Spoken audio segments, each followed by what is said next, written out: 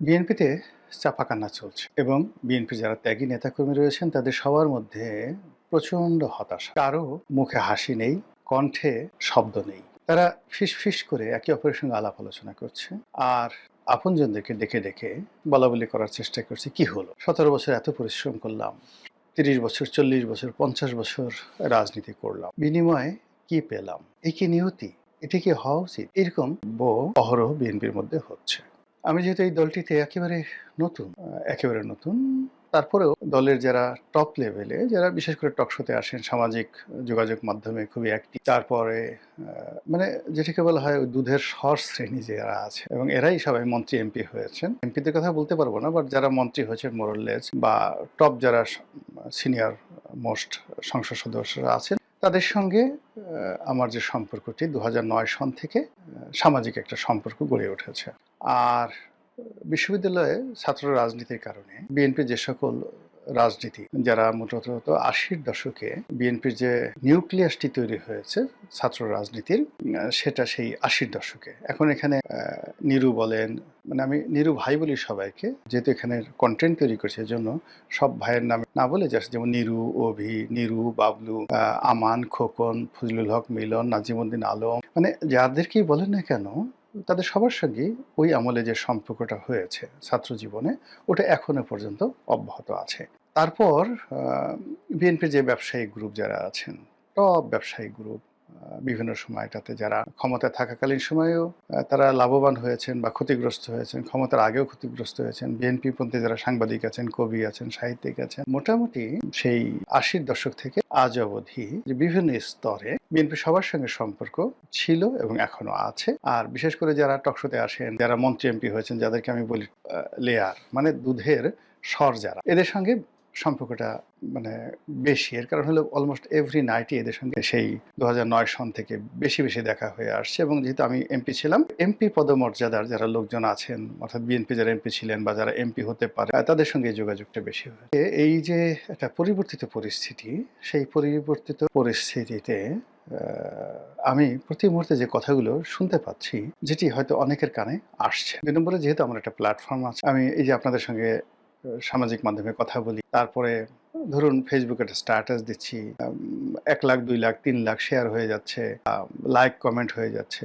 একটা Facebook post কখনো কখনো এই ২ কোটি, ২.৫ কোটি বার দেখা হয়ে যাচ্ছে। তো যার কারণে হয় কি, মানুষজন বলে, অনেক বড় বড় মিডিয়া হাউস বলেন, অনেক বড় বড় সাংবাদিক বলেন, তারাও দেখা গেল যে একটু বলে যে ঠিক আছে, রনি সাহেবকে যদি কথাটা বলি আর সে যদি তার সোশ্যাল মিডিয়াতে এই কথাগুলো তুলে ধরে, তাহলে তাদের জন্য ভালো হবে। বিকজ দেখা গেল যে আপনি প্রথম আলোর কথাই চিন্তা করেন, প্রথম আলোর সার্কুলেশন, আমি সবচেয়ে বাংলাদেশের মানে যাকে বলা হয় এই গত কয়েক বছরে একেবারে টপ চার্টে যে পত্রিকাগুলো ছিল, তার মধ্যে বাংলাদেশ প্রতিদিন ১ নম্বর। বাংলাদেশ প্রতিদিনে সেই আমি ২০০৯ সন থেকে লিখছি। তারপরে এখন কালের কণ্ঠে লিখছি, প্রতি বুধবারে লিখছি। কালের কণ্ঠ এখন সার্কুলেশনের দিক থেকে বাংলাদেশ প্রতিদিনের পরে প্রথম আলোর পরে যে মানে পত্রিকাগুলো আছে, এগুলো মোটামুটি একই আছে, যেমন যুগান্তর, কালের কণ্ঠ, সমকাল, তাদের ৫,০০০ ১০,০০০ ডিফারেন্স। তো সেই কিন্তু ইনফ্লুয়েন্সের দিক থেকে কালের কণ্ঠর ইনফ্লুয়েন্স বেশি। কালের কণ্ঠের নিউজের কারণে সেই গত কয়েক বছরে সারা বাংলাদেশে অনেক তোলপাড় হয়েছে। বেনজির সাহেবের চাকরি গেল,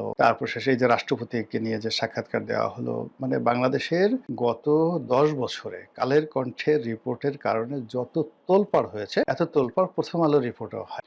তো সেই কালের কণ্ঠে আমি প্রতি বুধবারে লিখি, কিন্তু কতজন মানুষের কালের কণ্ঠে যতজন মানুষ পড়ে, তার চেয়ে ওই লেখা যখন আমি আমার পেজে দেই, ফেসবুক পেজে দেই, তখন বেশি মানুষ পড়ে। এই জন্য হয় কি, আমাদের বিভিন্ন স্তরের মানুষ, এমনকি যে একেবারে সাধারণ মানুষ, হয়তো কেউ আমার এই কন্টেন্ট দেখেন দিনাজপুর থেকে, তিনি তার একটা মনের কথা বলতে চান, তার কথাটা তুলে ধরতে চান। তো একইভাবে বিএনপির লোক, আওয়ামী লীগের লোক, জামাতের লোক, সবাই বলেন।